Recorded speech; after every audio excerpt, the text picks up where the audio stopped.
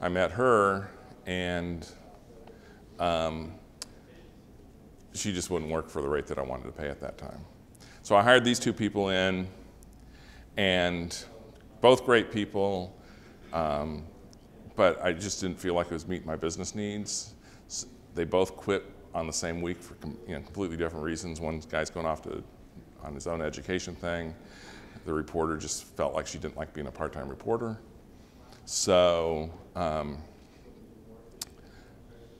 so the first person I put fast on was this Lisa, and I thought, if I just pay her what she wants, just pay her $15 an hour, yeah, $15 an hour, I think she can do more for my business. So I called her back in, and I think it really worked out.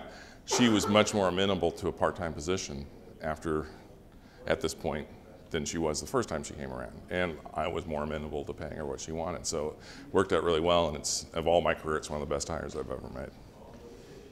It's one of the things with this new Facebook thing, I'm learning how to do it first before I train her in it, because I want to know how it works and work out the business model so that she can go out and sell it how I want it done, instead of doing it on the fly when we haven't worked everything out. So I think she'll help in that regard. I just did another update. I'd say early on I was updating my media kit almost every month because I'm learning new things and what works and what doesn't. Take out the stuff, part of the pitch that isn't working, put in new stuff. And then now I'd say I'm doing it about once a year. And it's also gone from a 12-page media kit to a 6-page media kit to now it's one sheet. In the upper left is a graph that shows our number from Google Analytics, August 2008, August 2009, August 2010, August 2011. Because there's some dips in between, but that's a straight line up.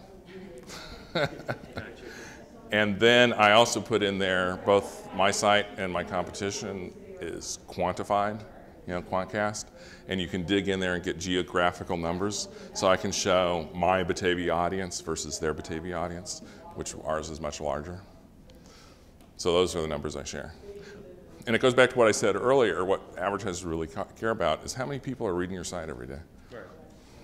Trying to think if there's anything else about the sales process that I haven't covered. Kind of talked about the bad words, we talked about closing, we talked about fumbling the close. I see your hand, let me think about this a minute. Just I talked about buy questions, talked about language. It's probably the main points. If I think of something else, I'll jump in with it. But in your experience, who's been the most difficult to ever advertise with?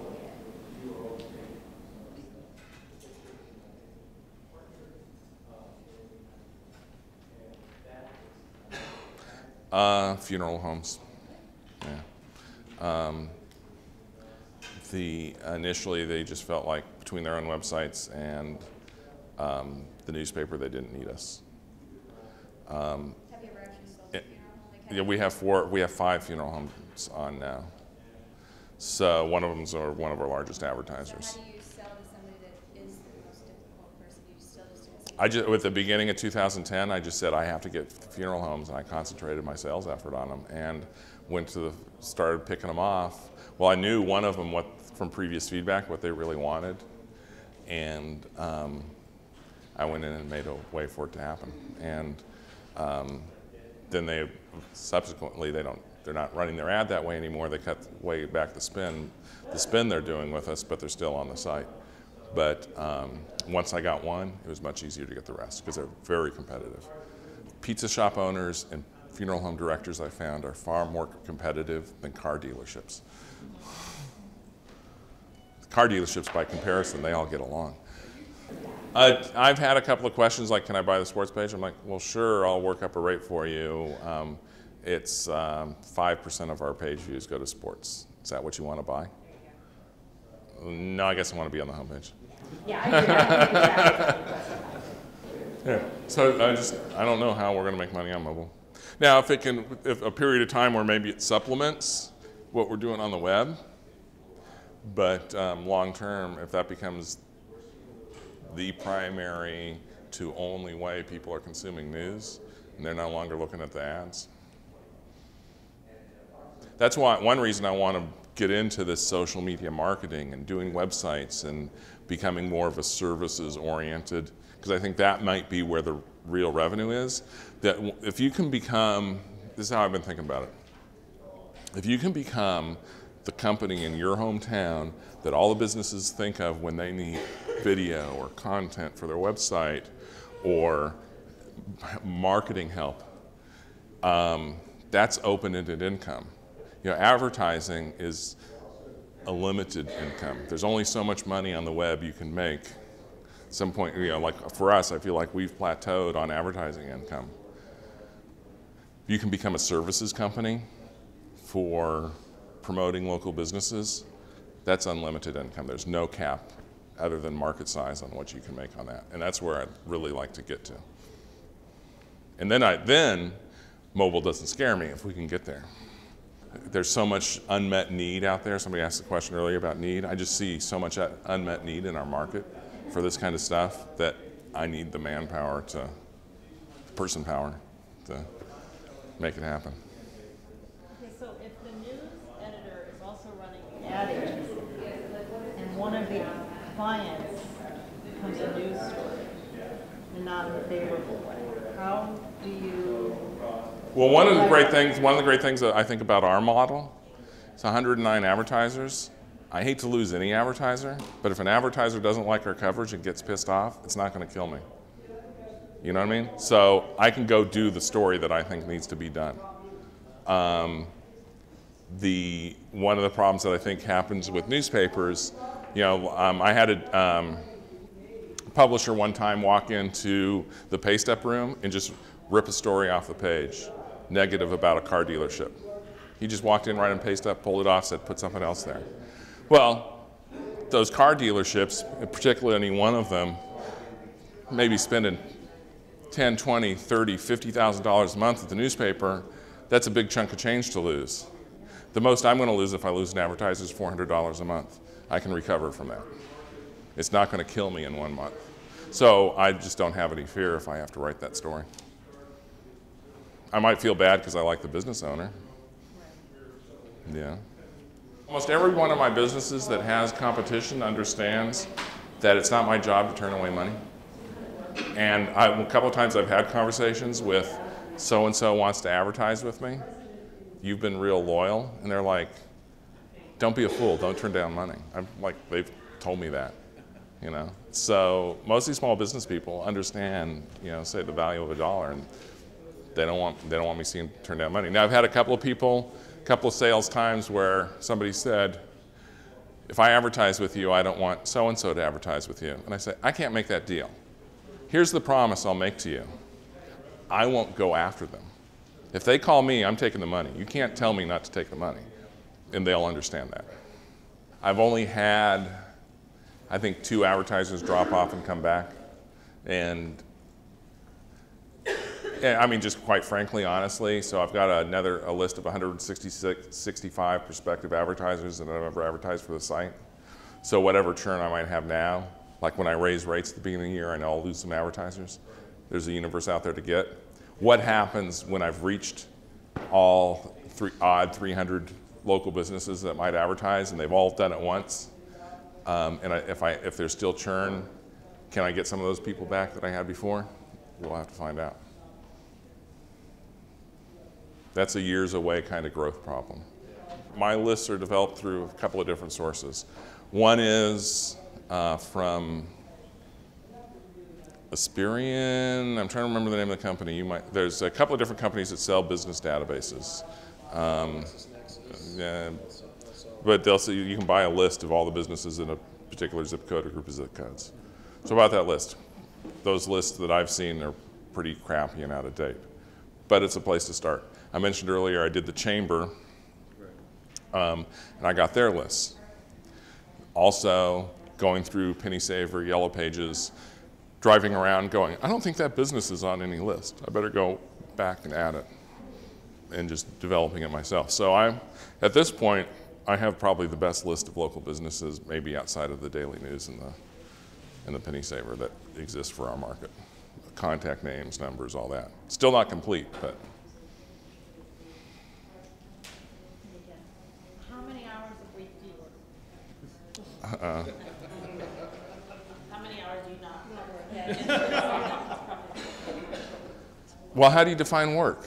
Well, I was going to say, I mean, some of it is social or not a chore, not a grind. Yeah. You know, if I want to go out and drive around and take some pictures, I might be out for 2 or 3 hours, totally decompressing when I do that. The readers are going to love the pictures, so I'm doing it for the site. The time investment's way out of proportion probably to what I get out of it, business-wise. I love going out. It sounds awful to say, but I love going out covering accidents and fires. I mean, it's breaking news, it's exciting, and it's what I got in the business for. And I'm friends now with all the volunteer firefighters and the cops and everything, so I'm out there with my friends, and we're all doing what we are trained best to do, and so it's fun for all of us.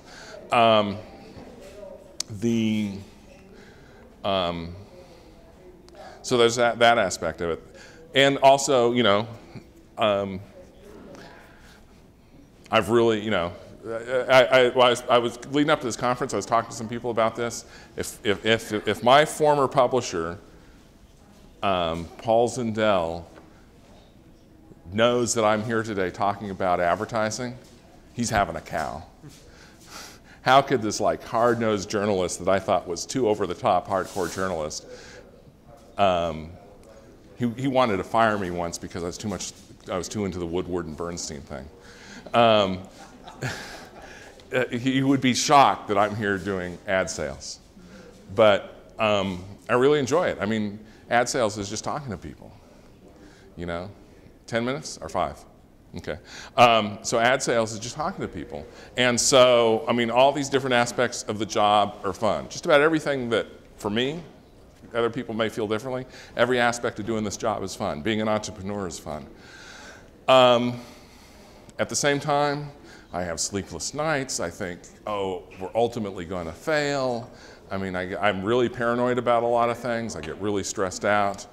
Some days, you know, I just really would love to just sit and watch TV. I just feel like, God, there's those days where I'm just cranking stories out all day, worried that I got to get these stories done because I have to call this advertiser to confirm our ad. I just don't have enough time to do it, or I know there's a mistake on their ad I need to fix.